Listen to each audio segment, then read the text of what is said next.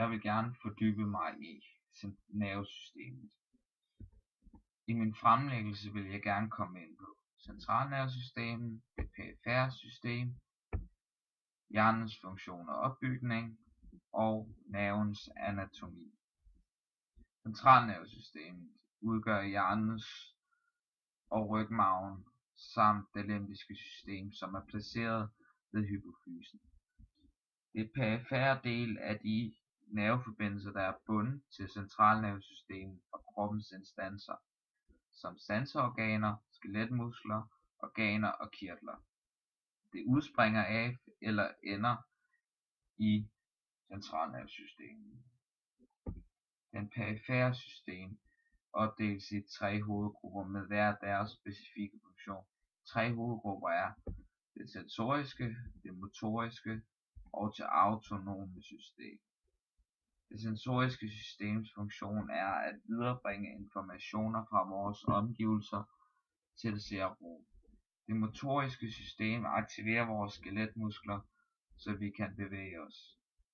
Men det har også en anden funktion, og det er at det styrer vores reflekser. Det autonome systems funktion er at det ubevidst styrer kroppens indre organer eller kroppens indre instanser eller indre funktioner som organer og væv. Hjernens opbygning. Hjernen opdeles i forskellige områder med hver deres specifikke funktion. Hjernen består af neuroner.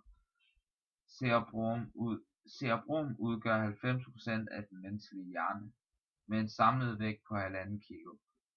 Cerebrum opdeles i højre og venstre hjernehalvdel, hvor hjernebjælken med 250 millioner nerver forbinder de 2 hjernehalvdele.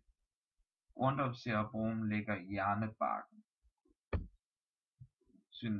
Synapsen bevæger sig fra rygmarven op til thalamus for enden af rygmarven, som fungerer som en modtagercentral for kroppens sanseorganer og sanseceller, som sorterer i informationerne og fordeler dem til de 5 centre i cerebrum, som er indlærings-, sensorisk-, begivenheds-, hukommelses- og motorisk center. Cerebellum er placeret bagerst under cerebrum og koordinerer vores muskelbevægelser og balance. Hypofysen er en lille kirtel, der producerer kønshormoner som FSH og LH. Nervecellens anatomi.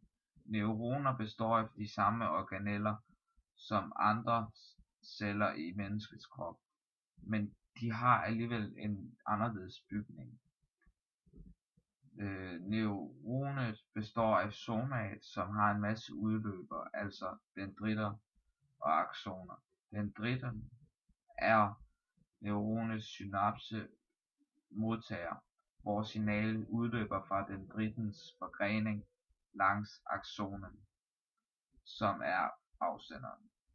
Forgreningen slutter i endekroppen, som støder op til den anden neurons dendrit, og det er en iterativ proces, der gentager sig gang på gang. Neuroner kan have en længde op til 1 meter.